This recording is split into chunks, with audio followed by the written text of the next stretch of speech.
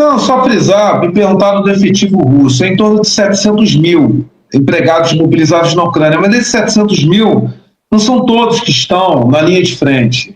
Tem muita tropa na retaguarda, existe muito rodízio e rotação de pessoal, tem tropa focada no treinamento, na logística. Então, não é isso tudo. Não são 700 mil na linha de contato. A Ucrânia em torno de 800 mil. 800 mil, também nem todos na linha de contato. Então, é importante aqui frisar que é um conflito em que botas no terreno fez a diferença. A mobilização se tornou um ponto crucial.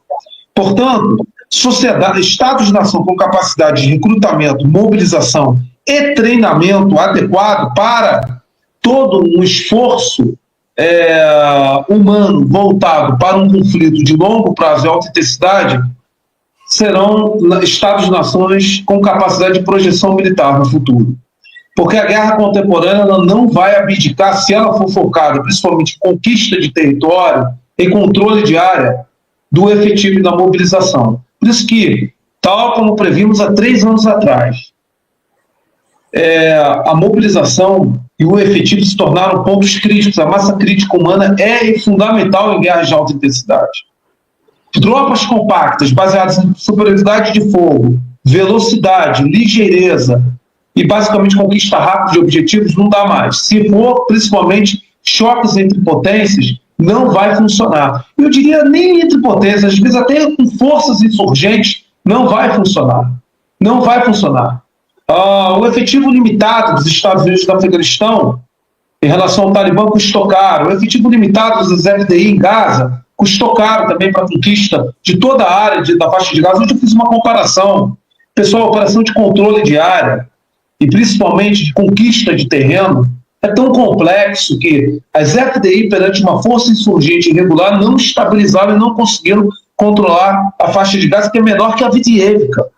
É menor que a Avdiivka. Então não é simples isso. Portanto, não tem jeito. Guerras com largo perímetro operacional, de conquista, com largas áreas, vai ter que ter mobilização. Caso contrário, só recursos tecnológicos não vai funcionar. Também massa crítica humana aliado a volume crítico de sistemas de armas que sejam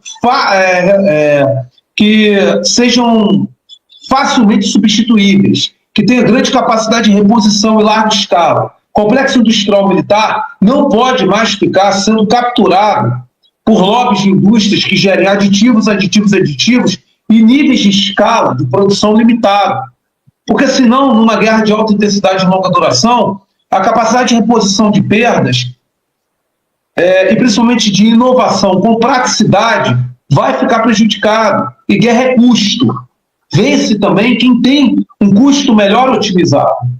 Então, o excesso de sofisticação não significa maior efetividade.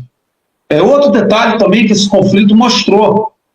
Então, há um problema sério que os Estados Unidos estão começando a rever, principalmente os seus programas inúteis ou super encarecidos, volumosos e submetidos a aditivos contratuais que retardam prazos, elevam custos e geram problemas principalmente de manutenção do equipamento e sustentabilidade.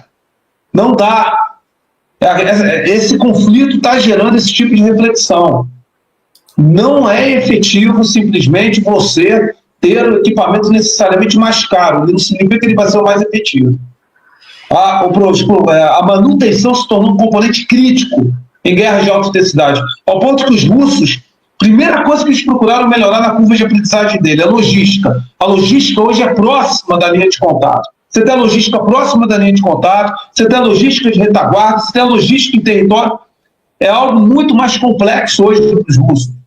E tem, desses 700 mil, na logística, tem soldados só focados na reparação de equipamentos, que são danificados, vão à retaguarda e são reparados. Os ucranianos também, justiça seja feita, tem isso. Tanto que os russos atacam muito oficinas de reparo, normalmente escondidas sobre galpões, etc. Então, vale muito essas reflexões, porque não é simplesmente fazer contratos bilionários, vou comprar isso, vou ter um game changer. Não vai ser dessa forma que se vai ter vantagem estratégica em conflitos, principalmente de longa duração, repito, e alta intensidade. E até, vou falar, conflito relativamente limitado, de baixa intensidade. Até isso tem que ser repensado, porque haja visto o fracasso retumbante das forças francesas na Operação Bracame e Serval no Mali. Então, são reflexões que nós temos que ter. Tá? Então, esses são os detalhes que eu gostaria de destacar aqui, que não estão sendo devidamente absorvidos. E a Europa não está preparada para isso. A Europa não está preparada para o serviço militar obrigatório, que, repito, serviço militar obrigatório não significa tropa qualificada, não significa engajamento em condições de combate e operatividade vantajosas. Serviço militar obrigatório é massa crítica, mas não necessariamente tropa bem treinada. Não, tanto que os russos não usam recruta para as hostilidades. É contratado com toda uma linha de treinamento, protocolo de treinamento. Os ucranianos também faziam isso no início. Então, não vai ser a solução para transformar a União Europeia numa superpotência, voltar com o serviço militar obrigatório, que dificilmente vai passar no parlamento desses países. Tá? A sociedade desses países não vai aceitar, porque simplesmente é aquilo que o Farinado já falou para vocês. A Europa, as sociedades europeias não têm resiliência para guerras de alta intensidade de longa duração e elevadas perdas. Não possuem.